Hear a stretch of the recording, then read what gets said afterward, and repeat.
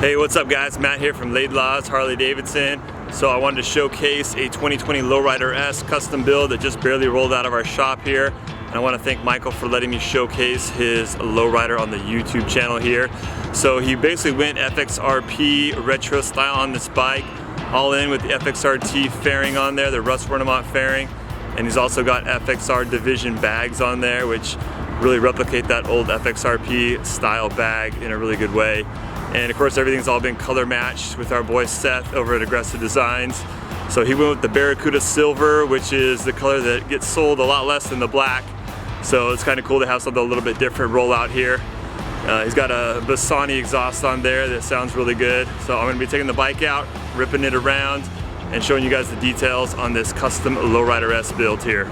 Alright guys, so let me give you a detailed walk around on this 2020 model year LowRiderS in the Barracuda Silver. Seems like a lot of our customers this year are choosing the LowRiderS as their platform or starting point of choice, which I kind of anticipated when this bike was reintroduced. So yeah, a lot of our custom builds and ones that I've highlighted on the channel here have been on the LowRiderS. So let's start off with the front end here. So you've got the Russ Wernemont FXRT style fairing. This is the same fairing that we used on our World Championship build, the Coast Glide. And we're a fan of this fairing. It looks good. It really captures that old retro look of the FXRT, and functionally it's really good too. It really blocks the wind. I'd say it's almost just as good, if not just as good, as like a street glide fairing. It really works well at going down the highway and cutting the wind. Front end's pretty much all stock. Front suspension stock. The brakes, the wheel, that's all pretty much stock. The fender. You've got Lucky Dave's 13-inch bars there. Really clean, simplistic bar on there. Something that's kind of cool. This is the first time we've ever used these bags on a build. This is the FXR Division FXRP saddlebag. They are made and designed to look like those retro style FXRP bags back in the 80s when they had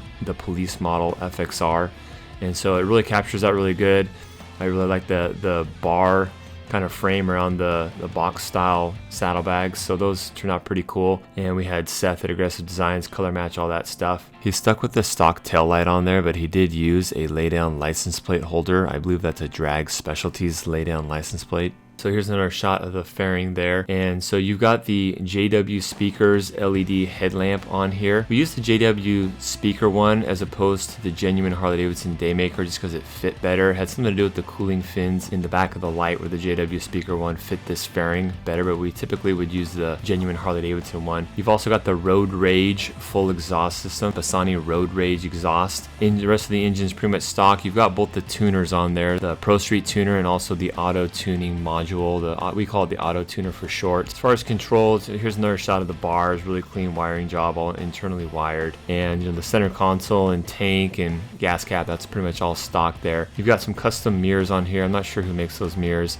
The grips are Arlen-S. They're called the Black Gnarled Fusion series. They've got this textured rubber surface that's similar to like the Moto style that's really translating over to a lot of these Dyna and Softail builds. You got a stock seat on here. The foot controls are done by Joker Machine and also the shifter peg as well. And moving back to the bags here, you got a nice shot of the tail end here. These are lockable bags as well, so it comes with a separate key where you can lock the bags up. And the tail end, he changed out the suspension in the tail end, so you can kind of see the fender is elevated a little bit more above that rear wheel there. And he used the stock Softail Heritage shock, which is kind of a hack that we use here at the dealership. For $450 to put on the Heritage shock, you really improve your ride quality significantly. Here's a closer shot of the Arlen-S grips, and he went with what's called Elite Moto Tech levers.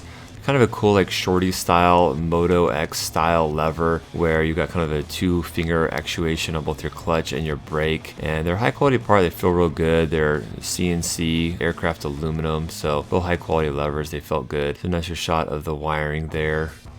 And the windshield here, this is just a Russ Wernemont windshield for the fairing there. It's the stock one that comes with the fairing from Russ Wernemont there. Kind of like a light smoke to it. And here's a closer shot of that blacked out headlamp on there with that Duraplex style glass headlamp covering. Kind of finishes off that FXRT retro fairing look, and you got the grills and the vent holes there. And like I mentioned, the paint on the tank and the fenders is all just the factory stock stuff. Air cleaner is the stock air cleaner on there. Here's another shot of the Joker Machine foot peg there. And the brake pedal is the stock brake pedal on there. You can also see a closer shot of that stainless steel Road Rage Bassani full exhaust system. and you'll be hearing that on my test ride. Sounds really good. Like I mentioned earlier, we use the two Harley-Davidson Screaming Eagle tuners. We use the Pro Street tuner, which is really good for just like mufflers or canned stage kits that Harley-Davidson offers. But anytime we introduce like full aftermarket exhaust systems like the Bassani pipe here, we've really found that the Screaming Eagle Smart Tune Pro automatic tuning module, or we call it the auto tuner for short, is really required to make the bike run its best. So it has both of those tuners on there, and the bike really ran well.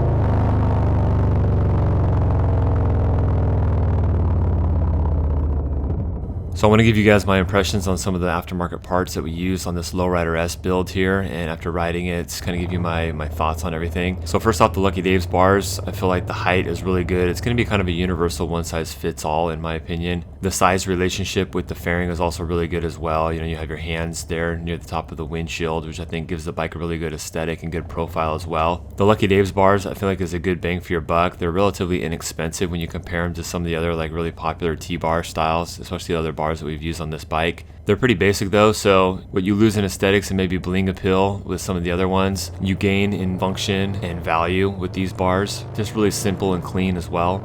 The shorty levers on this bike were pretty cool. The build quality is really nice with the CNC aluminum. With the shorty levers, it gives you a little bit more of a sporty feel. Your fingers are closer to the joint, so there's a little bit less range of motion for a quicker like actuation of the clutch and brake. However, I wouldn't recommend this type of a lever for a bike that you're going to be using for like a lot of long haul stuff. It does require a little bit more hand strength after a while with the shorty lever, which can kind of get fatiguing if you're like, let's say you're stuck in traffic for a really long time. It's just going to wear your hand out. But for like a LowRiderS build where you're just ripping this thing, they feel really good and gives it a little bit more of a sporty feel.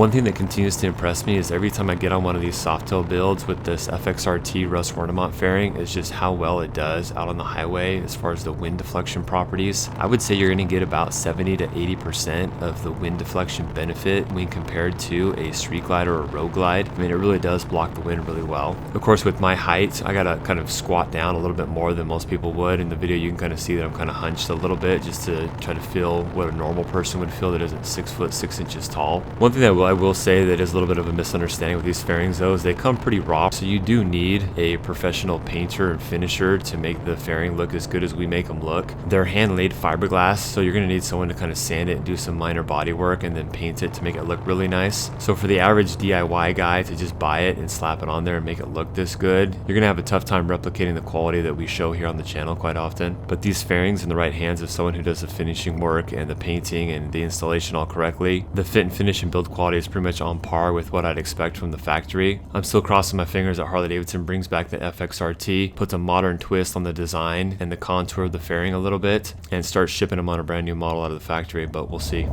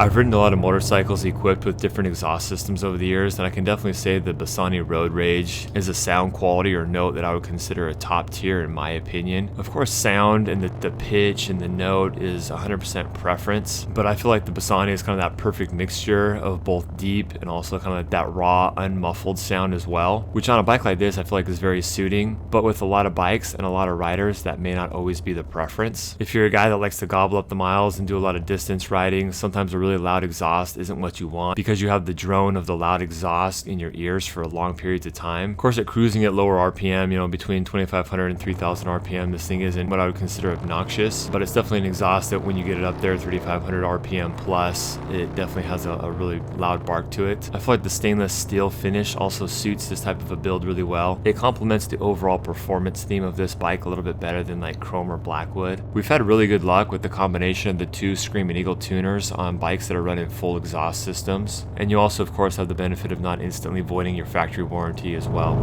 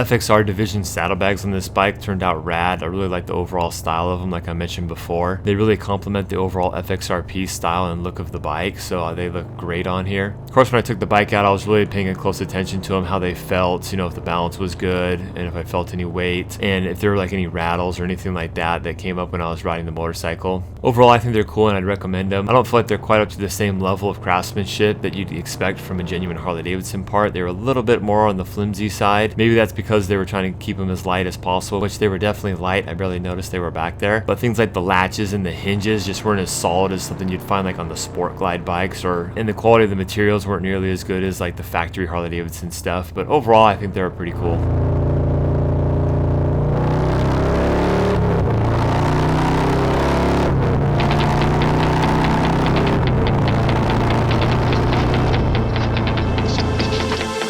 That's about it, guys. Thanks a lot for checking out this highlighted build of a 2020 LowRiderS. If you have any questions on the build, feel free to leave them in the comment section below. If you're looking for a new or used motorcycle, make sure you hit us up here at Laidlaw Harley-Davidson. We have absolutely no dealer fees on our motorcycles, no added dealer markup, no prep, no setup, none of that BS.